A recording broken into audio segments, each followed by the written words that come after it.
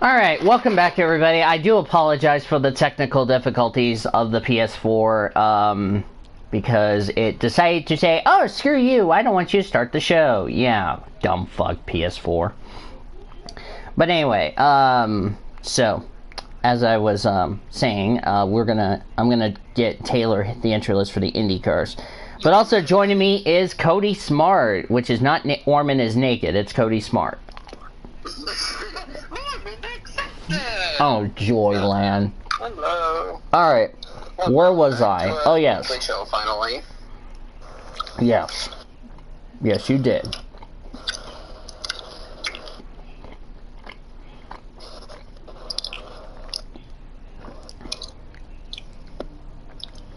Where is the entry list? Oh, there it is. Alright. Here. Alright, I'm just going to save, what's going on in the general chat? Oh, Elijah was, asking, had a black screen. Yeah. Alright, anyway. Taylor, here you go. I'm sending you the entry list in a DM. Cody, I got the entry list. Hey Cody, did you see the Cup and Truck entry list? I just put them in the Pit Stop show and also the weekly show. Alright. Accepted! If anyone is asking what I'm having, it's Mike and Ike's Originals, because I already had another box of Mike and Ike's last night that I didn't share with Taylor. As usual. Alright. And obviously you wouldn't share with me because I'm okay. Not the age yet. Alright. Okay, now that the technical difficulties is out of the way before I rape him with Cody Smart's dildo, let's kick off the weekly show. Okay, let's kick off the weekly show. Oh, I also forgot to mention to everybody, up to this point for F1 2018 recording, I've gotten past Monaco. I've recorded past Monaco, so that's it. Yeah. Why are you clapping your butt cheeks, Taylor? That's against the rules. You do realize that, right? Not accepted. Oh, wait a minute. I forgot to... Oh, never mind. I thought I lost the results for the V8 Supercars. Oh, that would have been a travesty. Okay, let's kick off. Okay, we're going to kick off the weekly show recapping, starting off with the V8 Supercars, which held their first night race at Barbagallo Raceway. The race was pretty good. Very calm. McLaughlin was struck. I mean, the race was really calm, especially at night, because you don't know what to expect on a road course at night, unless you're like F1 in Singapore. Really, the track, really, it was a calm race, I can just tell you that so far. And, hi, Fitzwater. Fitzy, that was good, Fitzy. Let's go, Liverpool. UEFA Champions League final, here we come. Nice. That's a great way to comment in the chat, Fitzy. Oh, man, you gotta love Fitzwater. But at the end of the day, Fabian Coulthard took home the win in race number 11. So the top 10 results for that is Fabian Coulthard the winner, Scotty McLaughlin got second, Chaz Monster third, Jamie Whincup fourth, Shane Van Gisbergen fifth, Will Davison finished sixth, Nick Paraket seventh, Cameron Waters eighth, Lee Holdsworth ninth, and David Reynolds completed the top 10. Thanks, XD. On to what Fitzy just said in the chat is funny. It's not about you or Taylor, Cody. Good, that's good. Alright, so race 2 was also calm. We did see a safety car. Scott Pye's car, I think had lost power or something like that. Stalled on track. That brought out the Vodafone safety car. The restart was crazy. But like I said, the racing was very calm as far as that's concerned. And at the end of the day, Scotty Mack took home the victory in race number 12. So the results for that is this. Scott McLaughlin, the winner. Jamie Whincup finished second. Cameron Waters got third. Fabian Coulthard fourth. SVG, Shane Van Gisbergen got fifth.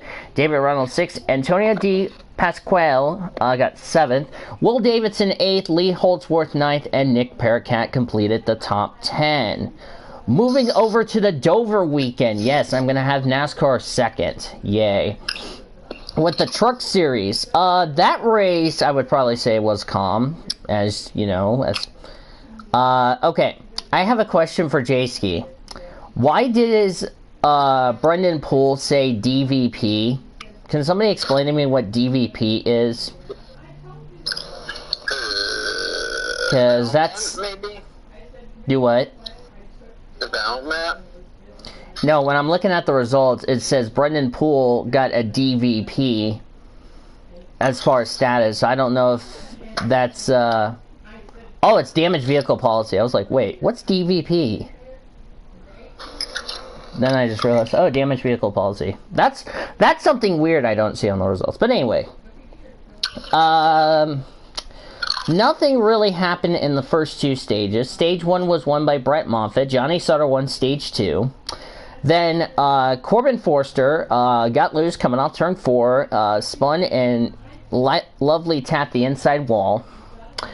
Then on the front straightaway, Todd Gilliland and Austin Wayne Self made contact. Austin Wayne Self hit the 4 truck. Wayne Self hit the inside wall. Didn't look like it was too hard.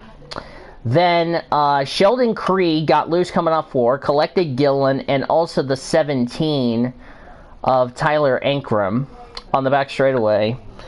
And then the final caution was Brendan Poole, I think had an incident in turn 1. I don't know if he lost control or something like that.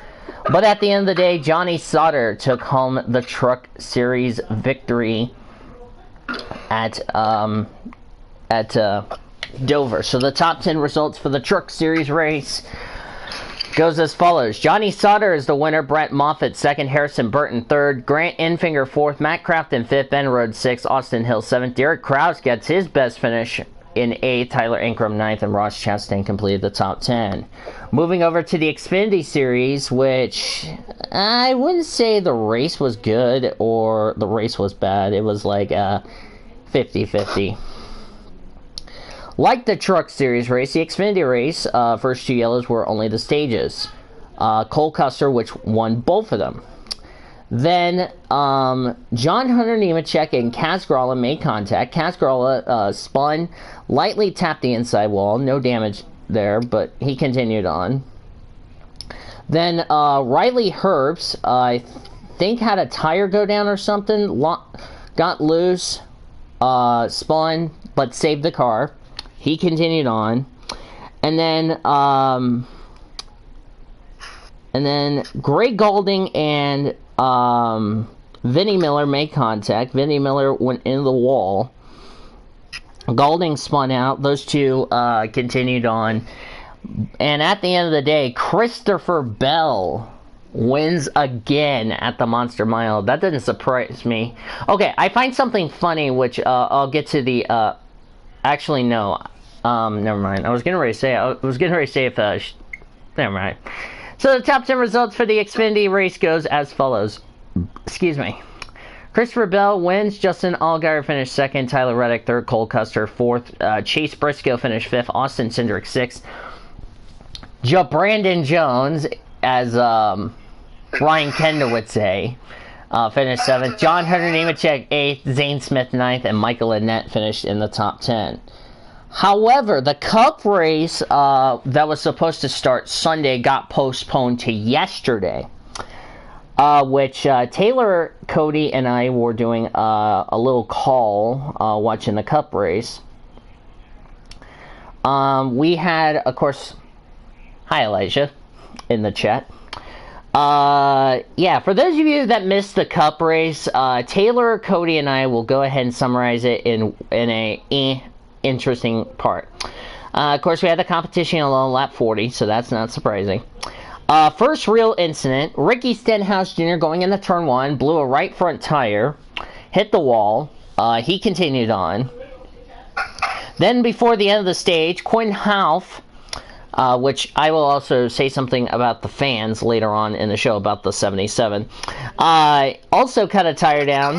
Hit the. I said Quinn Houff. It's Houff. Whatever. The 77 hit the wall with a right front tire. Brought out our second yellow. Chase Elliott won stage 1. Stage 2 was won by Martin Truex Jr., MTJ. Then, past the halfway mark, Denny Hamlin cut a right rear tire down, lost control, and spun out. Didn't hit anything as far as that's concerned. But at the end of the day, unfortunately, it ended on a poopy, crappy, fishy note of the party pooper, Martin Truex Jr., winning the Dover race, and NASCAR officials pooped on everybody else. So the top 10 results for the Cup race. Martin Truex Jr., the winner. Alex Bowman, second week in a row, he finished in the second position. Kyle Larson as Bad Taylor. You said the 5-letter word. Bad Taylor. Larson got third. Kevin Harvick fourth. Chase Elliott fifth. Eric Jones sixth. Joey Logano seventh. William Byron eighth. Clint Bowyer ninth. And Kyle Busch, who I expect will be fined by NASCAR for his criticism about the rules package, pretty soon completes the top 10. More on that later on in the show. Then we go over to, where is it? We go to Formula W, or the W Series rather. They made their debut as, I lost the results for this. Wait a minute.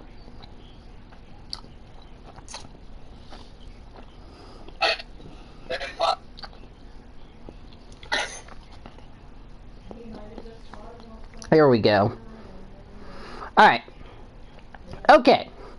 The W Series made their debut over the weekend, as I don't know why I'm looking at Nathan Orman's girlfriend's Pearl, but anyway. Okay. Of course, the track was a little wet, excuse me. Start of the race was calm. Then, going in the hairpin, Megan Gilt and Emma Kymäläinen got together in the hairpin. That brought out a safety car, because they run 30-minute races, for those of you that don't know about this series. The rest of the race, drivers were just trying to how should I say this? Trying to get grip as far as that's concerned. But at the end of the day, Jamie Chadwick ended up taking the checker flag in the win at Hockenheim, as for some reason I cannot get the results. Hang on a second, let me pull up the points result. Okay, so the top 10 goes as follows. Jamie Chadwick, the winner. Alice Powell finished second. Marta Garcia, the 18-year-old, ended up third. Betsy Weiser got fourth. Sarah Moore fifth. Fabienne Wohlwin got sixth. Mika Komayama got seventh. Tasman Pepper eighth. Gosta Des got ninth. And Caitlin Wood, the Australian, completed the top 10. Then we went over to the DTM side of things, if I can go find the DTM. I'm actually going to go through the results for DTM. I'm not even going to recap the DTM race. Okay, now that I have the, oh wait, that's the feature. I want the sprint. Okay, so the top 10 results for the sprint race. Marco Witterman won the race. Mike Rockenfeller got second. Robert Fringe got third. Timo Glock fourth. Luke Duvall got fifth. Sheldon Vanderlyn got sixth. Bruno Spengler seventh. Nico Mueller eighth. Daniel Junzadella, the Spaniard, got ninth. And Pedro Fittipaldi completed the top 10. The results for race number 2. Rene Rast, the winner. Nico Mueller got second. Robert Fringe third. Philip Ing, the Austrian, got fourth. Bruno Spengler fifth. Timo Glock sixth. Paul DeRester seventh. Marco Witterman eighth. Jamie Green finished ninth. And Joel Eriksson completed the top 10. Then last but certainly not least, Mid-Ohio was a very good race. I only saw a little bit of the race. I didn't see all of it. But I'll just tell you the winners. Juan Pablo Montoya and Penske won for Acura. The 912 Porsche won. So did the Lexus in GTE and Le Mans, GT Daytona and Le Mans respectively. And the number 52 prototype won in I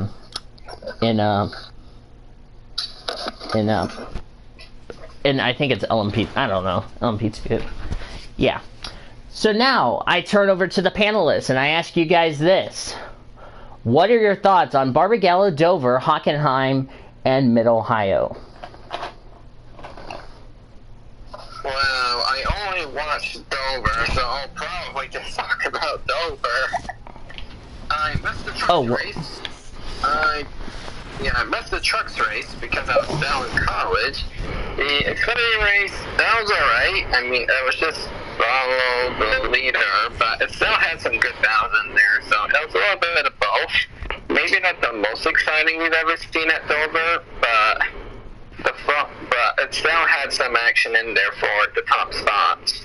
The Cup Series, though, oh my gosh, I don't know where to start. I don't know either that's worse than Dover or what.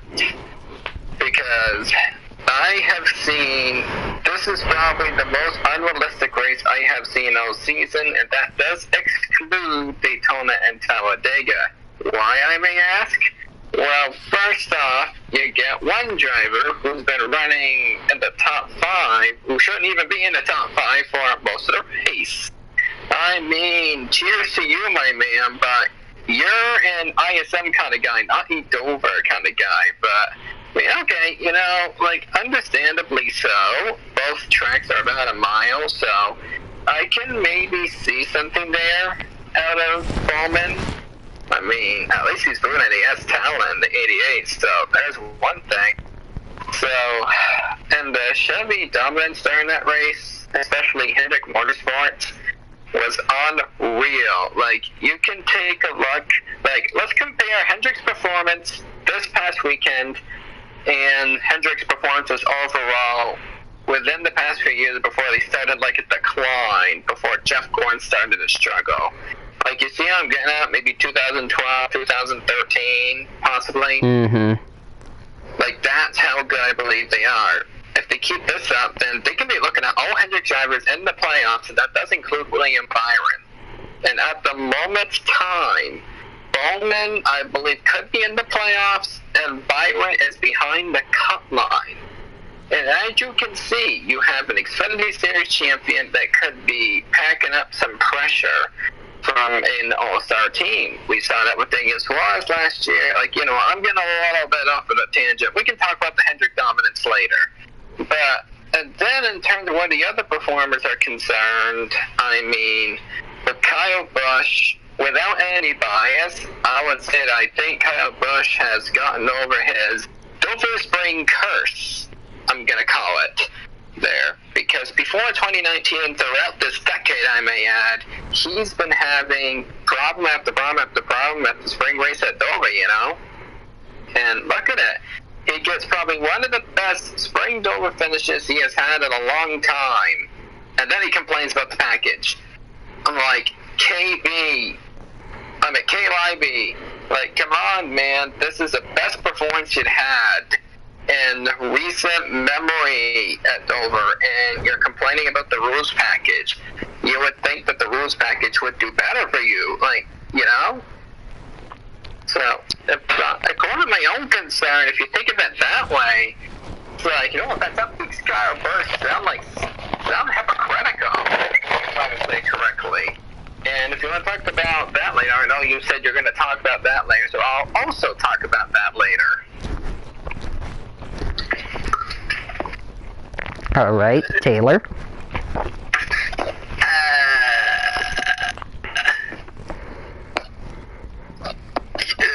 have to do that here in a minute.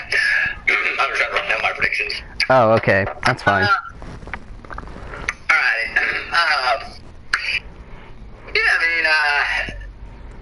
We had a good racing weekend throughout series, even though we did have some calm racing at times, but it was a pretty wild weekend at times, though, throughout the racing series and everything. So Dover was the Cup race just seemed like a typical Dover race. We saw some crashes and cautions and everything. So I think Dover was a typical Dover kind of race, especially since generally we do see some cars get tore up at Dover majority of the time. So, but it was a pretty nice racing weekend. I really felt like a lot of people keep forgetting about how controversial the W Series was, and they really put on a show, if you ask me. I really felt like that people are not giving this series a chance, which I know that's what we always say in the other people's shows, but you know, you got to give it a chance. I mean, the negative thing just needs to come to an end, if you know what I mean. But as far as myself, I didn't watch Trucks and Xfinity, so I couldn't tell you how it went. However, the Cup race was one of those races that either could have been better or could have been worse. It was probably stuck in the middle, so you know, it was okay. But Kyle Busch, I think, really might get fined for that. And, you know, everybody's saying that the package sucks. You know, you still need to give it a chance, if you know what I mean. So, you know, hopefully they'll take some actions as far as that is concerned. Oh, I gotta put this link in the, another Top Story News. But, Hockenheim was great.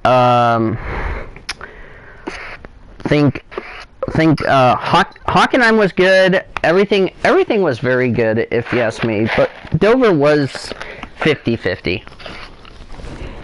Alright. So I'm sorry, what? Oh, my phone's being drunk. Wait, did Orman have something to do with it? Nah, Orman's accepted. Orman accepted it. Now he's running naked through school. Oh, Brotherville. Anyway, let us get into the breaking top story news.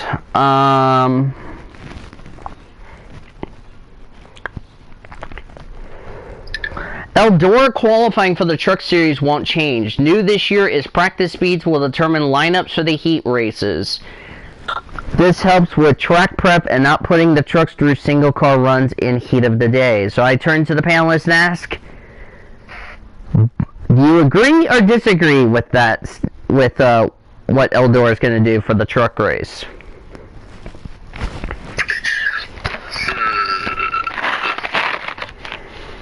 I mean, not Danny, but Eldora has been doing heat races every year for the Fun Summer Classic. So I wouldn't be outrageously shocked if they kept on with that tradition. So I can see them doing that 100%. That's probably not that big to even mention because that's just a tradition for Eldora. Oh yeah. Taylor? I'm going to agree with what Cody just said. You know, I think that's, you know, typical what they usually do at Eldora. So, especially since they do run heat races and everything, to see kind of something like they do at Daytona for the duel is a little bit kind of similar to that in a way. But yeah, I would have to say it's probably a typical thing for Eldora. Yeah. And listen to this tweet with Bob Levine. He just said on Twitter, I think it was today, just now. It says, NASCAR officials do not think it's appropriate that a team owner speaking out criticizing the package on social media. So I'm not making any more comments about it. They may be right. Let me know what you think in the comments section there, people in the chat. Do you think do you agree with that statement, or do you think that's kind of a understatement right there. Let me know what you think in the comment section. Alright. What'd you do? Did you say the 5-letter word, Taylor? No. You almost did. I go for night. What? Okay, what is seriously, what is go for night? If it's something to do with Orman, I'll accept, okay? Okay. I go for shrimp. Oh boy. Anyway, Ferrari is going to have a brand new power unit up ahead for this weekend's Spanish Grand Prix. I'm going to go ahead and read. Ferrari may have had a poor start to the season, but they're throwing everything at the bar, the kitchen sink, trying to catch rivals Mercedes, winner of the first 4 races. They introduced a new aerodynamic update in Baku. Now they brought a power unit upgrade planning for Canada in time for this weekend's Spanish GP. The race in Barcelona, as this thing needs to get out of the way. Thank you very much. The race in Barcelona, the curtain raiser for the European leg of the season, traditionally sees teams bring their first major aerodynamic package upgrades of the year. The close proximity of the venue to most of the team's factories mean that they can push deadlines tighter to get parts to the track. Traditionally, engine manufacturers wait until Canada, race 7 of the calendar, to introduce a new power unit, as many extra powers will be benefit there. It's also a third of the way through the season, therefore the natural point to fit a fresh engine, of which they are allowed 3 per year without penalty. So it's quite a move from Ferrari to bring a new specification power unit to Spain 2 races ahead of schedule, in addition to more chassis improvements. A power unit change this early means Sebastian Vettel and Charles Leclerc must now last 17 races with 2 units of the latest specification or Reverb Spec 1, which is highly for less powerful depending races such as Monaco in 2 weeks, Hungary, and Singapore. So what do you think about this upgrade Ferrari has got for Spain, folks? Spain, huh? Yeah, the upgrade for Ferrari. It's not a pain for everyone because of Mercedes winning all of the races this season. We're still waiting for the Ferrari comeback to happen. Like, there's been some speculation around that the Ferraris could be coming back. And things are, it's go for night, not golf for night. What is wrong with your best car?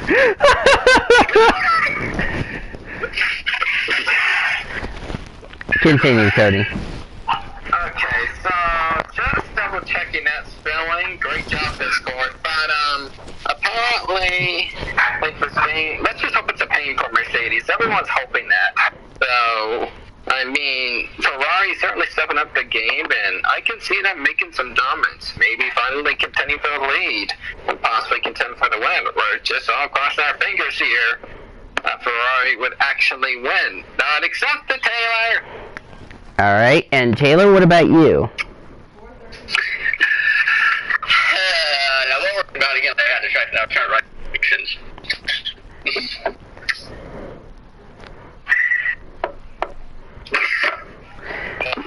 I really think Ferrari is going to be is already in a bit of a desperate move to try to beat Mercedes, because every time Ferrari has a good weekend, something bad happens as far as like race strategy is concerned. So we'll just have to wait and see how that's going to play out. Yes. Alright, F1, another F1 news topic I need to bring up. Teams are not sure about more than 21 races on a calendar, which I think that's crazy if you ask me, as far as that's concerned. But yeah. Let me think. I don't think we have any other news. Do we have any other news topics? I don't think we do. Checking everybody's server just to make sure what's going on. I think that's pretty much about it. Yeah. Alright, do we have any, as, I'm just looking at the others. Day! Accepted on Taylor's part.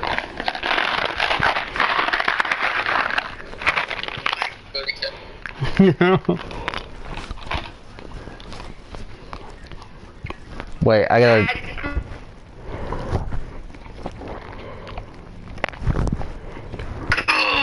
I got an idea. Wait.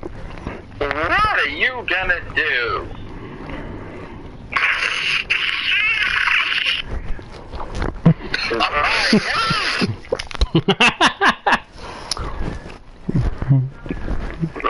Yes! I know what you're doing! What you're doing! You're getting not accepted ready!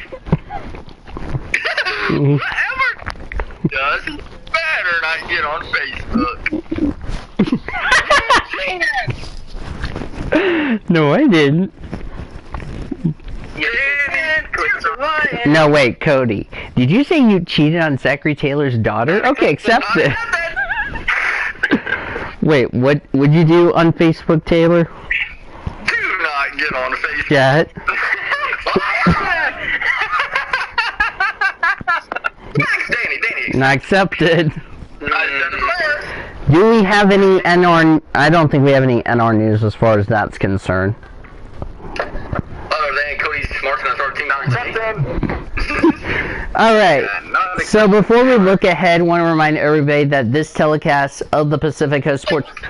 that this broadcast is presented by the authority of the Pacific Coast Sports Racing Association for the private use of our audience. Any reproduction or rebroadcast, retransmission, or other disseminations, or the use of this broadcast, descriptions, or accounts for the show without the express written consent of the Pacific Coast Sports Racing Association is prohibited. We hope you guys are enjoying the broadcast.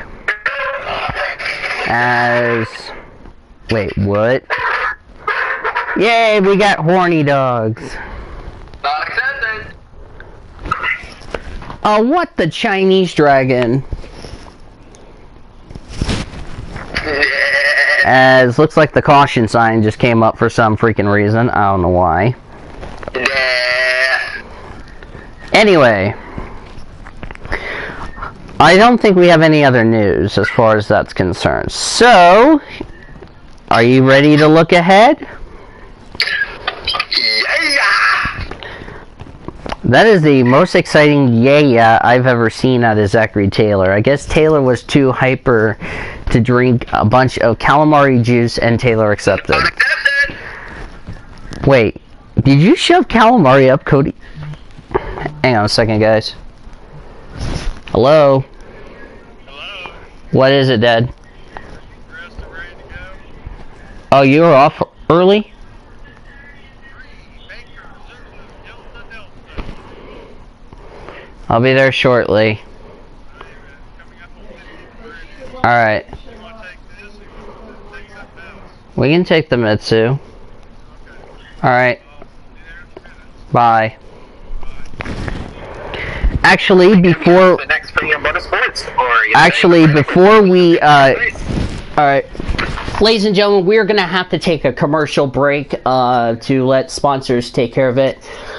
Because I have to go shopping in about, I don't know how many minutes. I don't know how long this will take. But when we come back, we will have a look. We will look ahead to our races coming up.